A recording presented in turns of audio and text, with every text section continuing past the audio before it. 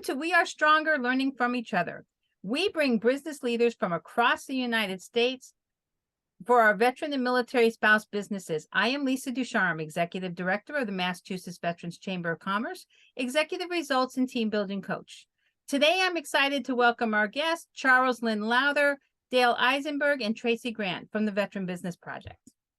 Lynn is the co-founder and CEO of the Veterans Business Project, owner and operator of Rosie's Home Cooking from Naperville, Illinois. Lynn is a leader with in-depth experience in business, law, and the military.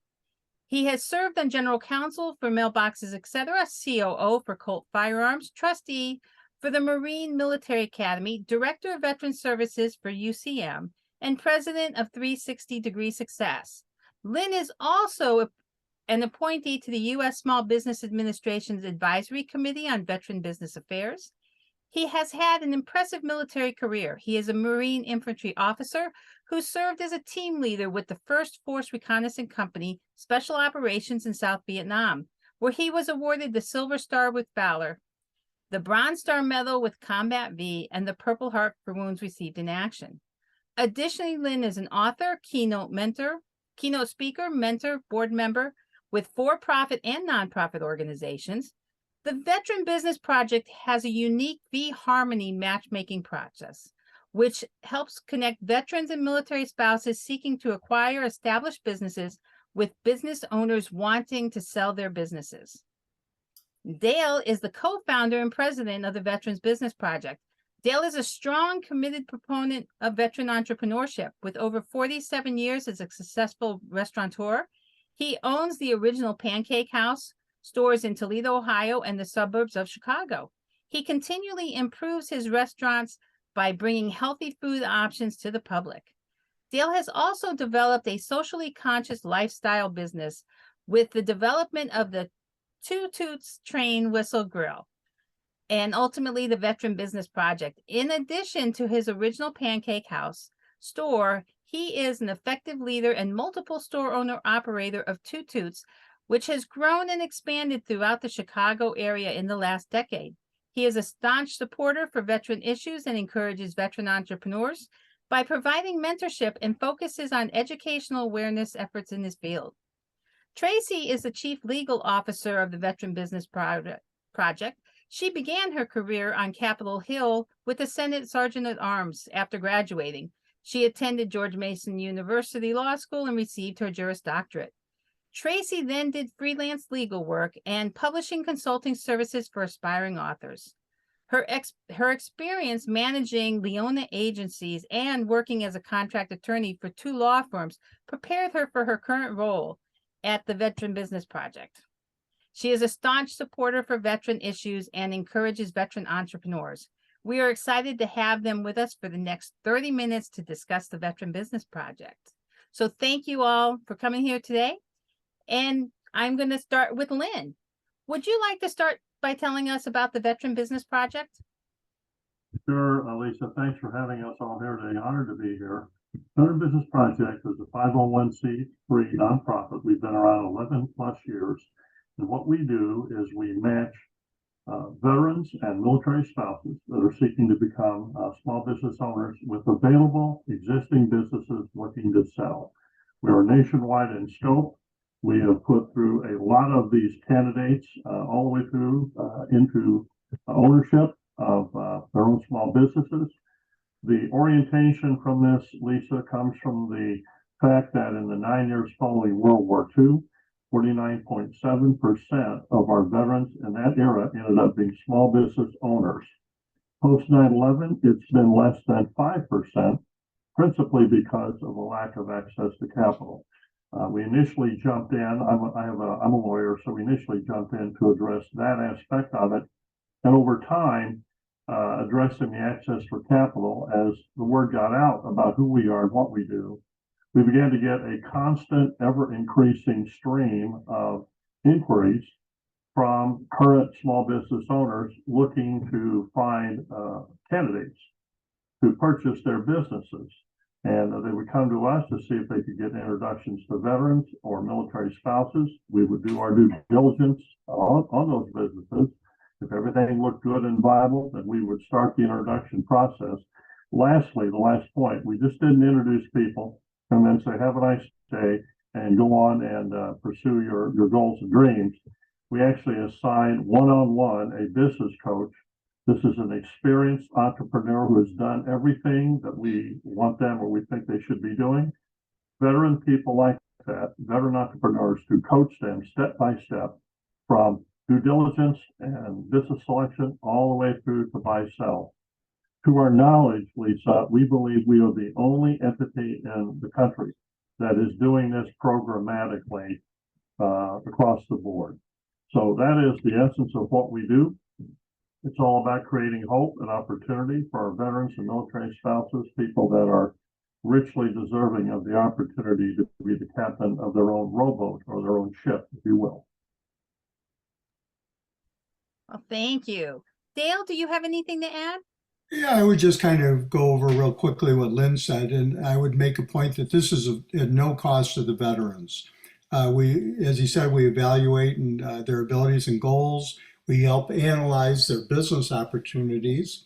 We actually help identify some financing, work with them to navigate government programs whenever they're available. We do provide some marketing support and offer operational guidance. Probably a big part for us, though, is that we furnish ongoing coaching. We don't just get them into business and then forget about them. They actually become part of the family and can come back to us as much as they need to.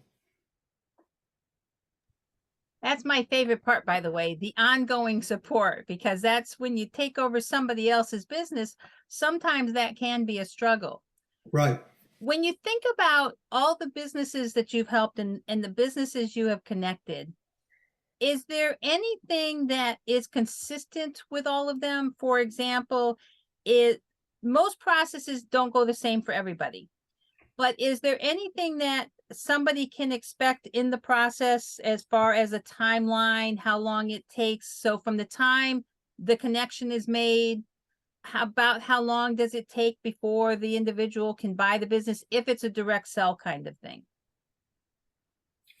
No, it will vary, Lisa, according to the business that the people are looking at and frankly, where they're at in that process. In other words, we get people that are coming to us that are thinking about it, all the way through to those that know precisely what the business is, where it is, and the fact that they want to do exactly that. Now, the steps that are necessary here, we do not spoon feed people. Being a small business owner operator is not for the faint of heart. Now, we know that veterans have everything that it takes, but they've got to persist and move sequentially toward the target. They need to be coachable. They need to be match ready. So there's several points along the way here. In other words, there is no precise timeline per se. I want to emphasize what Dale said. Some people come to us and they motor all the way through. Some people come to us and they do certain things, and maybe they drop off for a period of time to address certain things that might be going on in their life. This is all about humans interacting together. Veterans are very relationship oriented. We're very keen on that. So we are happy to work with them for the near term and the long term, and actually as far as their business goes for the forever term. We don't want to terminate that coaching relationship. We want that to be available to them. That said, let me kick it over to Dale, the co-founder here with me on Veteran Business Project. He's got a couple that I think are projects particularly enlightening here on this issue of time to buy sell. Okay, so one of the ones that we talk about frequently is the two Navy veterans that came to us and they wanted to purchase a retired Chicago fireboat from 1935 and make it a tour boat here on the lakefront.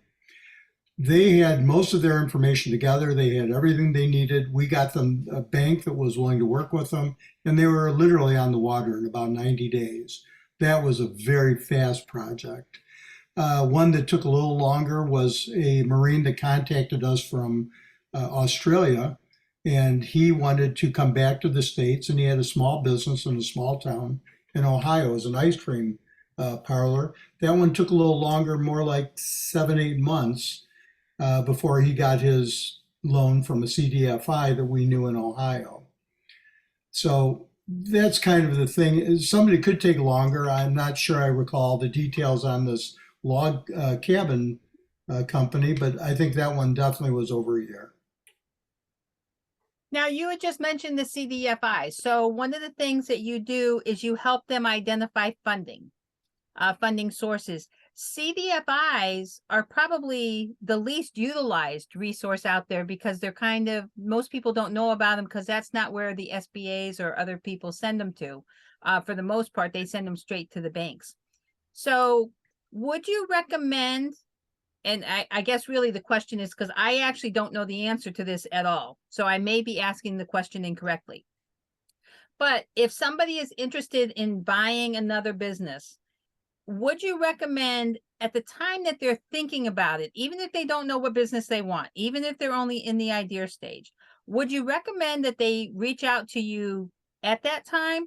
Or should they wait until they know what they want and a little bit more framework?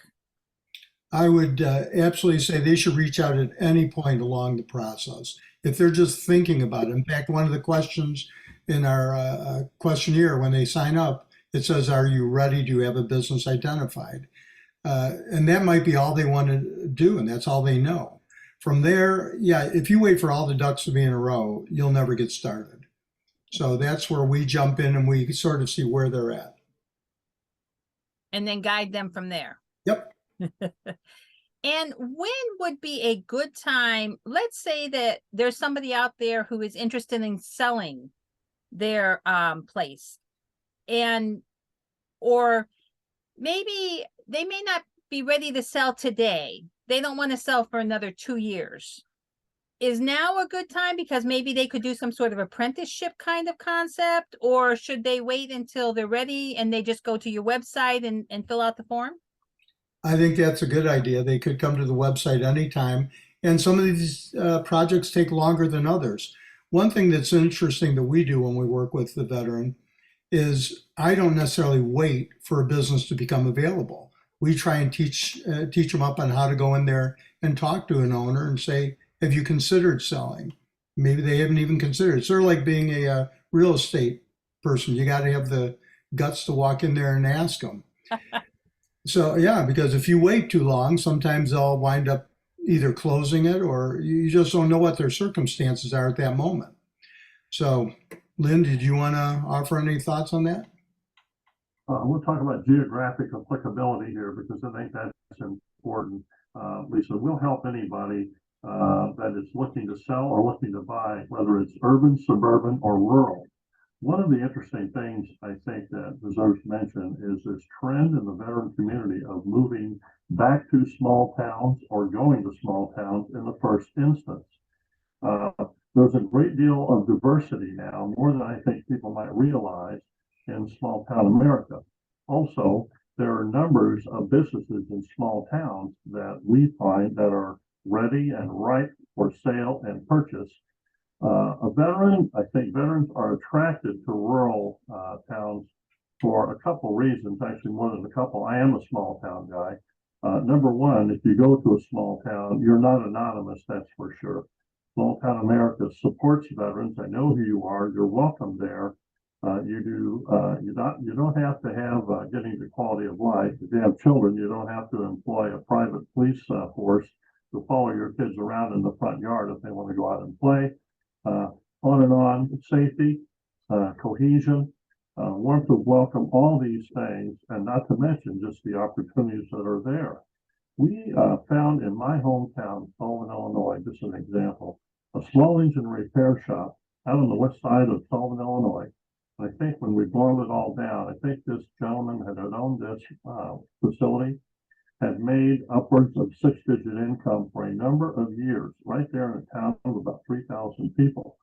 We, in that town was a young Marine who bought a landscaping business, had the same kind of results right there in small town America. Small town America supports its veterans. They always have. We say that small business is the backbone of America. Economy-wise, we also say that small towns are also the backbone of America in terms of committing to support our military being involved and defending our nation and all the rest of it. So there's an example of some things that we have learned over time. One might not expect that, but small town America is a great opportunity for our veterans across the country. Is that why you opened Rosie's Home Cooking? Small town America?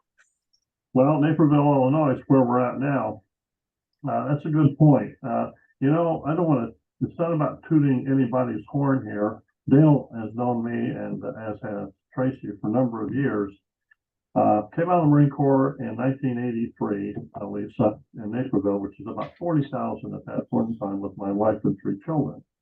Now, I'm a slow learner. I think Dale would second that, and certainly Tracy would too. I wish I would have, I always wanted to have, believe it or not, a small town diner that acted like that. You know, in small town America, when I was a kid, every little town had a diner. You were never a stranger. You would go there, you would see people you knew, you'd have a good meal, that would be a good part of your day, and you'd go on about your business. Started looking, Dale and I have been thinking about having a diner concept for a number of years. Finally had that opportunity to do so. We partnered up together and we opened up a diner here in Naperville, Illinois called Rosie's Home Cooking. And what is that? This is a 50s, 60s diner that serves outstanding food and service. You've got Norman Rockwell paintings all around the wall. We want to honor people in this process. Rosie the Riveter, first responders. We have a missing man table. We want to honor that wonderful American flag and so forth. The facility is neat, clean, squared away. And we think we've tapped into something that is really interesting. This thing has taken off like a house of fire. We have people coming in, young and old and in between. They want to do something for veterans. They want to support veterans. So this is an example of a concept that could go all across America. Every town, every suburban town, certainly every small town needs to have a good diner. It was a part of the glue of the community. So here we are now, my wife and I, doing this at about double the age that we were back in 1983 when we left the Corps. And I'm going to turn this over to Dale because he really is awfully good about making the point that it's never too late. Dale wants to take it from here. Yeah, that's one thing we can talk about with Lynn. It's never too late to get into business for yourself. But I think Lynn's 77 now. I want to point that out. But one thing I do want to say, though, is, and we agree that the small town is the way to go for a veteran to get into a business. But cities like Chicago are made up of hundreds of small towns. It's just a conglomerate. Each community is a little different. And so when a veteran returns back to his community, there may only be 20,000 people in that community, if that many. Naperville's an exception. Naperville's huge. That's a city into itself. It's about 160,000 people. But it's very, very focused on helping and supporting its veterans. So whether it's rural or whether it's in the city, we're there in small towns are what it's about. So let me ask you, let's say that somebody wants to buy a restaurant and they go out and they find a local restaurant and they find out that the restaurant owner is thinking about selling and they reach out to the restaurant owner. How would they, if they wanted to do something like Rosie's Home Cooking, but they don't know about Rosie's Home Cooking? Most people, when they buy the business, they generally keep it the same as it is from the owner because the owner has set it up. Do you recommend that when somebody buys a business that they make it their own, they add their personal touch? And if so, how do you help in that process? And if not, that's okay too. Okay, so if somebody's going to buy somebody else's business, whether it's restaurants or not, and it's doing well, I'm not an advocate of changing much of anything. I like to expand on it, like to learn more and build it up. But it always amazes me when people go in and they buy, for instance, a restaurant, and they change it because it's ego-driven, and the place fails. Well, why did you change anything? So when they come in to me, and if they're interested in a particular restaurant, we'll teach them how to even get the deal done. I take a look. If it's not me, it's somebody else that understands the restaurant concept. When it comes to somebody that's looking to buy legal or law firms, Lynn jumps in there. So we try and find coaches that maybe are in that particular field. And whether it's printing or whatever it might be, we'll find somebody we know that can help out. Very awesome. So can you share a little bit about your veteran mentoring process? And at what point does that mentorship begin? Does it begin when somebody reaches out and says, I want to buy a business? Do you wait until they're in the business process? So can you share a little bit about the veteran mentoring process? Sure.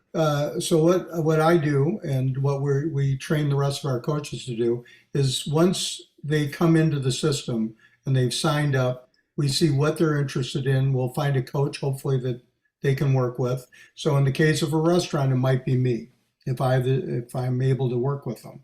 At that point, I find out what they're interested in, and I find at what level they are. Some people just say, I'm looking to get into a restaurant concept. Some of them, and again, we don't tell them what they have to do or not. In the end, it's their choice. But we will certainly tell them our opinion, and I will give my honest opinion, what I think of a concept they're looking at. And I can look at some numbers and tell them if I think if it's accurate or not. And I certainly can let them know the questions to ask somebody to make sure they're not being hoodwinked in any way.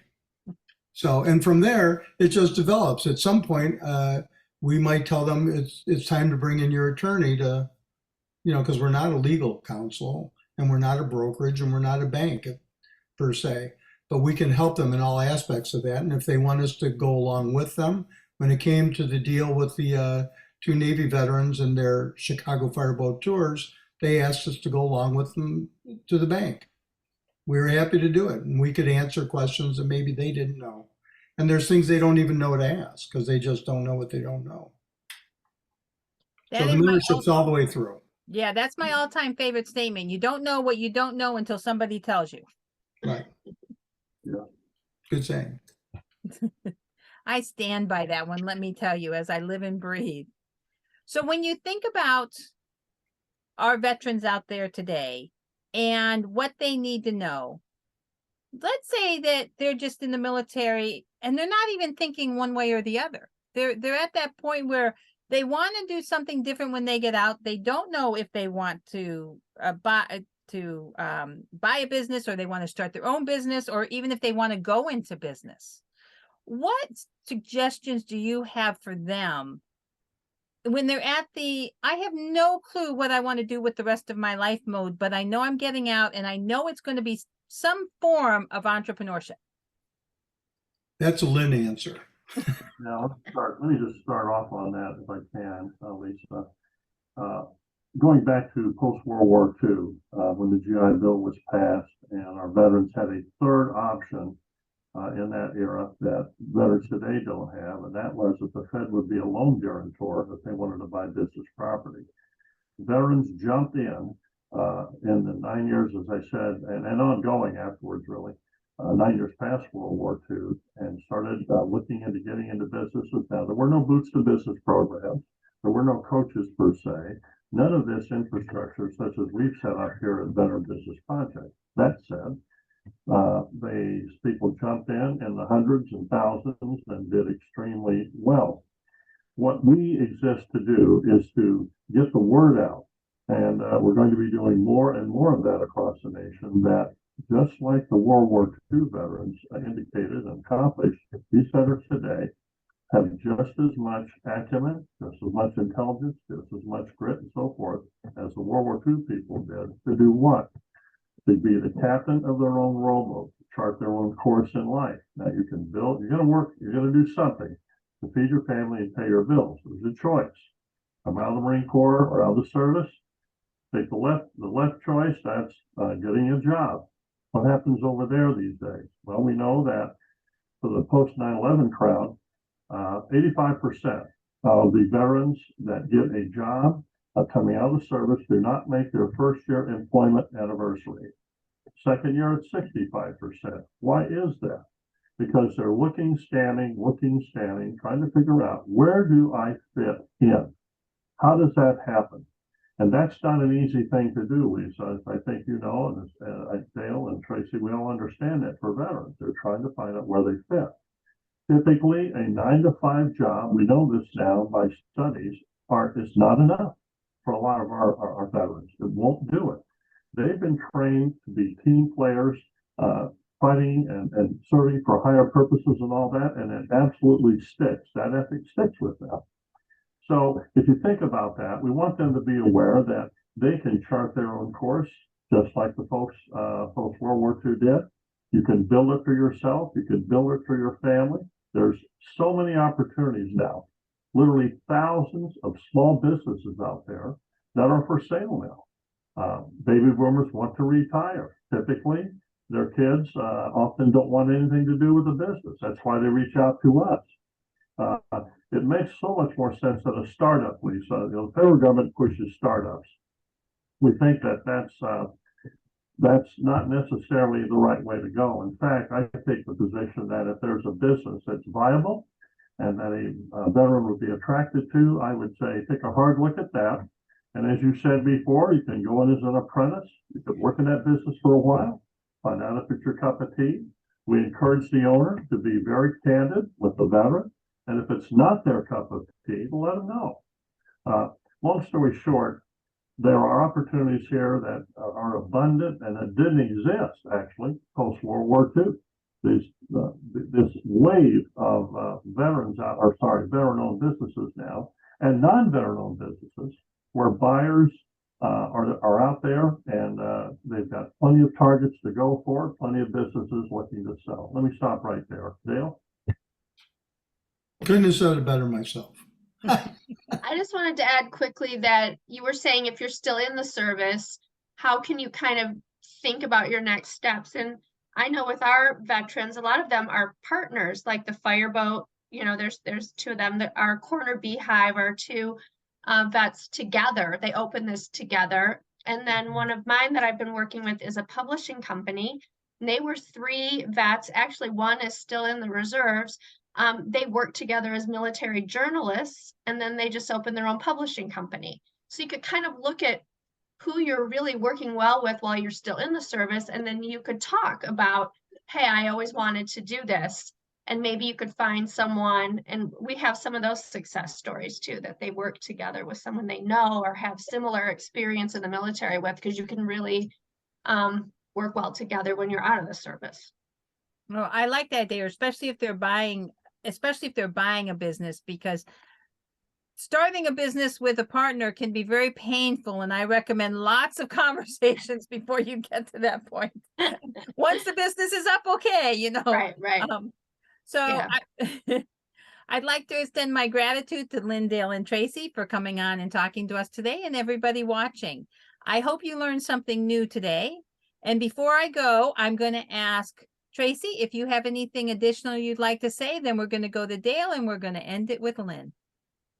I just wanted to say, as the newest member of the team, that I just have been very honored to become a part of this and to see people's dreams come true, literally, really, that they have this dream, and that there's a lot of really passionate people out there who want to get into business. So I would say one thing I'm learning is don't give up hope. I mean, there are organizations like ours who can help you. So definitely reach out and don't think that you can't do it, because it can definitely be done. Dale, I'm turning it over to you now. Okay, yeah, I just wanted to share, hang on. Sorry about that. Didn't want that sound. I just wanted to share that we appreciate the opportunity to be here, number one, and that we're happy to help any veteran get into business for themselves. We're here at their call. Lynn, you're going to close us out. The value of being the captain of your own rowboat, the value of having equity ownership, the notion you're going to have to do something to generate income, to pay your bills, support your family, and so forth.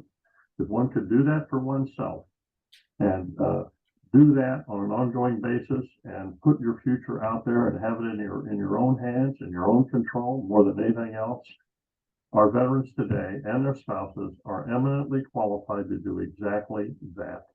and we can help them get there. If they have an idea that this is something they would want to explore, that they're thinking about, by all means, give us a call. Relationships are important, Lisa. We think we have something there that is deserving of mention. Veterans are very relationship oriented. Relationships, that's the river that veterans swim in. So there's message and messenger. We take a lot of effort in establishing a meaningful human relationship of trust so that they know that we are in their corner helping them navigate through towards that future that they're looking for or should be thinking about or can be thinking about. That is owning your own business. Build it for you and your family. Excellent. Thank you all so very much. And any veteran out there, family member, remember, there's a resource out there. There is nothing that we do not have a resource for our veterans for.